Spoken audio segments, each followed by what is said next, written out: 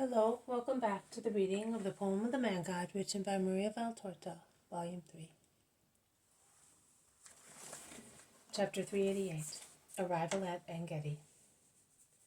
20th February 1946.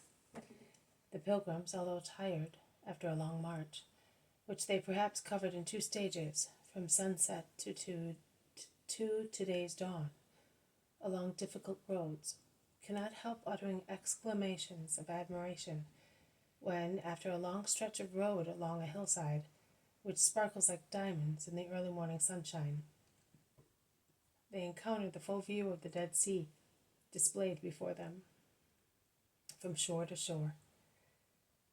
The western side has a narrow plain between the sea and the Judean type of luxuriant hills to the hinterland, while on the west the mountains drop sheer to the sea basin.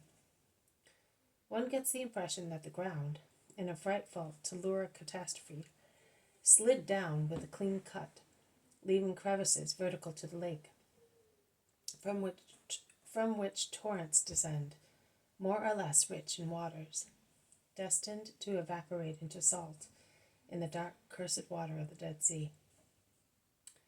In the distance, beyond the lake, and the first range of hills, there are many more slopes, which are beautiful in the morning sunshine. To the north one can see the green-blue mouth of the Jordan and mountains framing the lake to the south.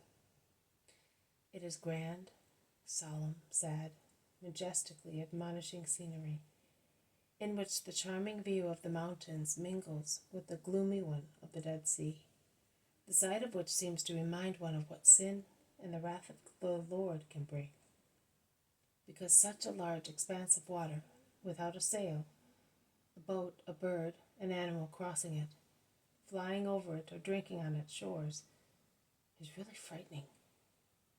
And in contrast to the punitive sight of the sea, there are the wonders of the sun on the little mountains, on the dunes, as far as the desert sands, where the salt crystals look like precious jasper spread on the sand, on stones, on the rigid stems of desert plants, and thus everything is beautiful, brightened by the diamond dust.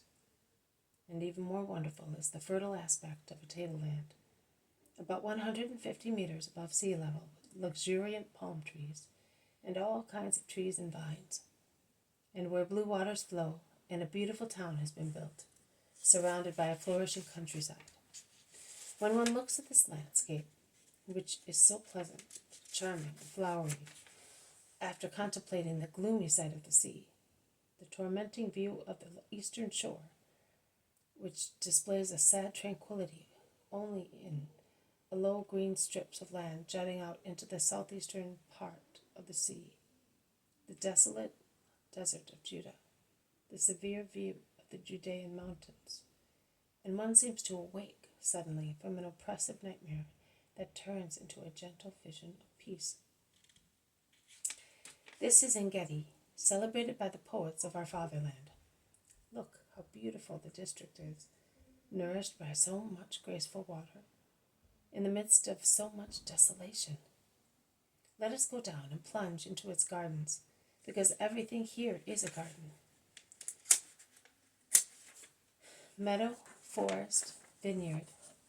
This is the ancient Hazazon Tamar, a name that evokes its beautiful palm trees, under which it was even more beautiful to build huts and cultivate the land, love one another and bring up children, and raise flocks in the sweet-sounding rustling of palm leaves. This is the pleasant oasis, the survivor of the lands of Eden punished by God, surrounded like a pearl in a bezel by paths accessible only to goats and roe deer, as is written in the Book of Kings. And along those paths there are caves for persecuted, tired, and forlorn people. Remember David, our king, and how kind he was to his enemy Saul.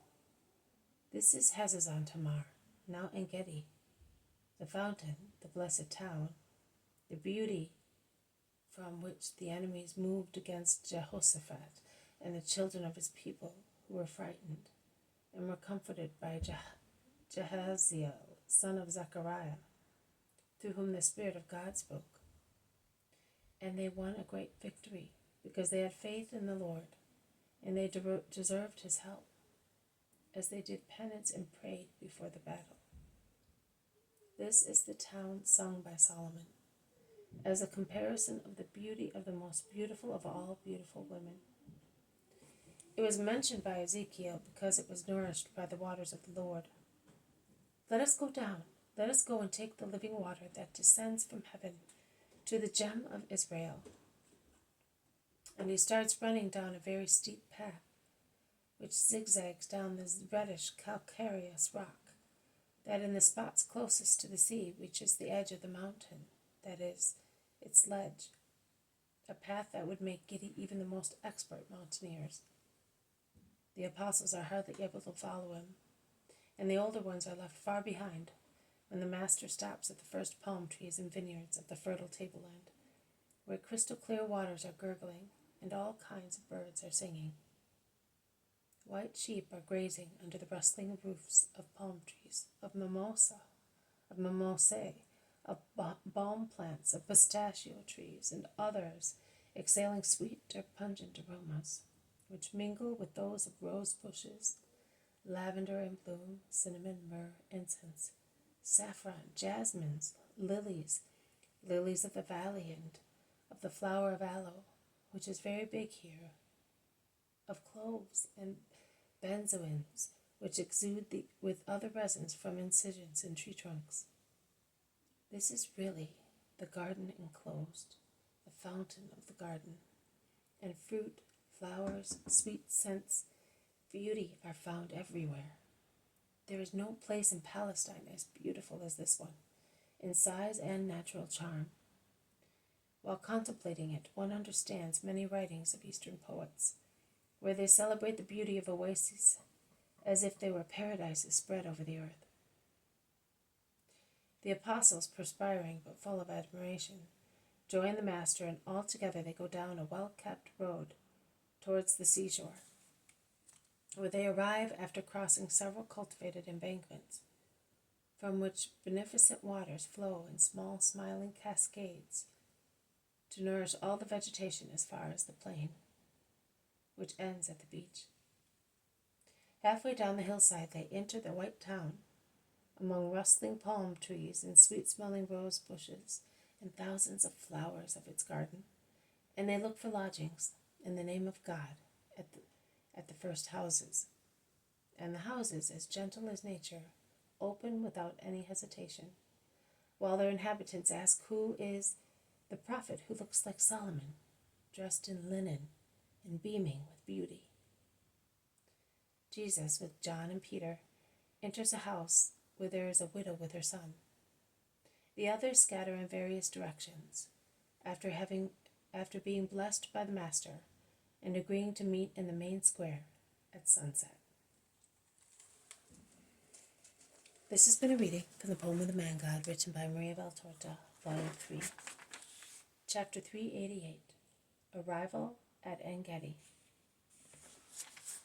Thank you for listening. I will see you tomorrow.